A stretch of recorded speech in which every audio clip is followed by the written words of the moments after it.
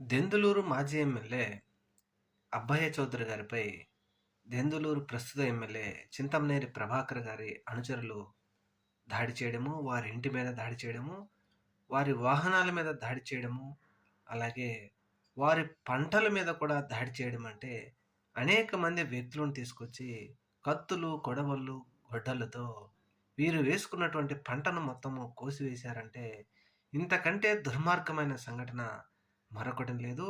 ఎందుకంటే ప్రజలు ప్రజల ద్వారా ఎన్నికైన శాసనసభ్యుడిగా మాజీ ఒక శాసనసభ్యుడి మీద ఇటువంటి కక్షపూరితమైన కార్యక్రమాలేమిటి? ముఖ్యంగా అబ్బయ్య చౌదరి గారిని తన ఇంటిలోకి వెళ్ళడం కూడా ఇబ్బందిగా ఉంది. వందలాది మంది కార్యకర్తలొచ్చి ఆయనని అడ్డుకుంటున్నారంటే, దెందులూరులో ఉన్నటువంటి పరిస్థితి చూస్తే ఇప్పుడు ఆంధ్రప్రదేశ్ రాష్ట్ర ప్రజలతో పాటు వైఎస్ఆర్‌సీపీ నాయకులు కూడా విస్తుపోతున్నారు. ఏది ఏమైనా దీనికి ఖచ్చితంగా మూల్యం చెల్లించుకోక తప్పదు అని చెప్పేసి వైఎస్ఆర్‌సీపీ నాయకులు ముక్తకంఠంతో చెప్తున్నారు. మరి ఏమైనా రాబోయే రోజుల్లో ఏం జరుగుతుందో చూడాలి.